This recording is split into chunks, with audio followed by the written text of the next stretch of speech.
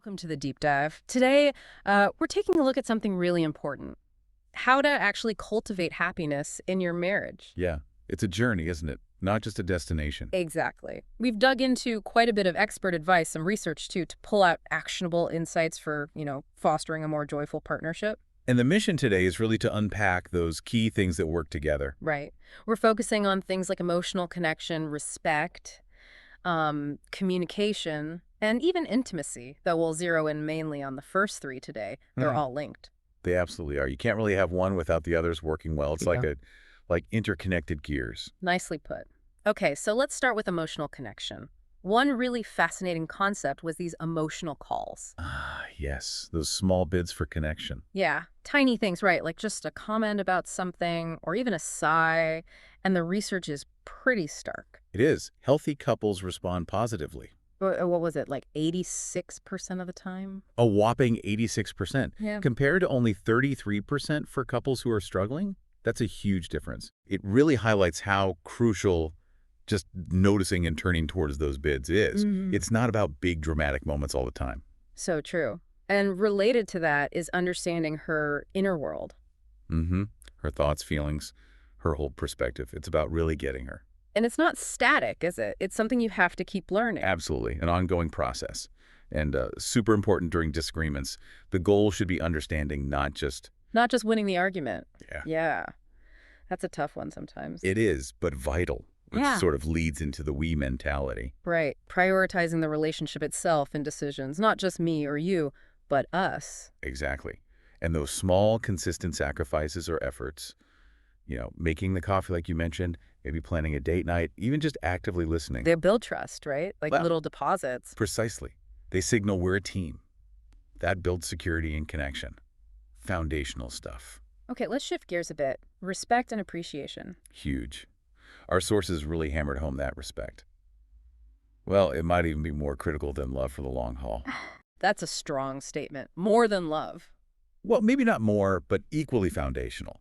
It's about genuine admiration, trusting her judgment, believing in her. So how does that look, like day to day? It's often about what you don't do, too. Like never bad-mouthing her to others, ever. Okay. Valuing her interest, even if they're totally different. Making sure she has an equal say. Transparency. And definitely avoiding disrespectful stuff during fights, like insults or dredging up ancient history. Ugh, yes. Keep it clean, keep it respectful, even when you're mad. And then there's appreciation, making her feel seen, valued. Absolutely essential. And that brings up the magic ratio. The 5-to-1 thing. 5 positives for every negative interaction. That's the one. It really shows the power of positive affirmation in buffering against the inevitable negatives. So showing appreciation doesn't have to be complicated, right? Not at all. A simple, sincere thank you goes a long way. Specific compliments, not just you look nice, but I really admire how you handled that situation. Acts of service, maybe. Little notes. Totally. Yeah. Small gifts, physical touch, if that's her language, even bragging about her a little to friends or family, planning something special just for her. It's about actively noticing and acknowledging the good, Exactly. Tending the garden, like we Yeah. said. Regular watering with positivity. which leads us nicely into communication. You could argue it's the absolute bedrock. Couldn't agree more. Yeah. You just can't assume you know what she's thinking or feeling. Misunderstandings fester otherwise. So what are some practical techniques? Our sources mentioned a few. Yeah, things like actually setting aside time to talk. Yeah. No phones, no TV, Undistracted time. Important. and thinking before you speak, especially when emotions are high. Using I statements helps I feel X when Y happens, instead of you always do Z. Right. Avoids blame. Focus on the present issue, too, not the kitchen sink. Definitely. And, expressing positive feelings isn't just for appreciation, it's part of good communication too. Plus, a sincere apology when needed. Being specific, avoiding expecting her to be a mind reader. Paying attention to body language. All crucial. And patience. Communication takes practice and patience. And a massive part of that is active listening, which is, well, it's more than just not talking, isn't it? Oh, way more. It's full focus. Trying to genuinely grasp her viewpoint, her feelings, and responding with empathy, not just waiting for your turn to jump in. So how do you do that? Actively listen. Okay, practical steps.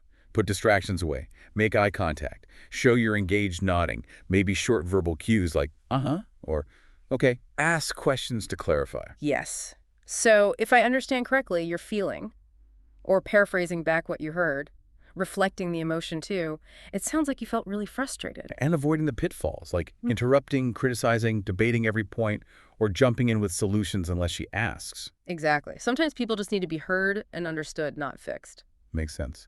And quickly, just to touch on it, proactive communication, regular check-ins. Yeah, just asking things like, how are we doing? Or, is there anything you need from me this week? It keeps things on track, prevents small issues from snowballing, creates that continuous dialogue. Right. Keeps you both tuned in. So it really comes down to this: making your wife happy, building a happy marriage.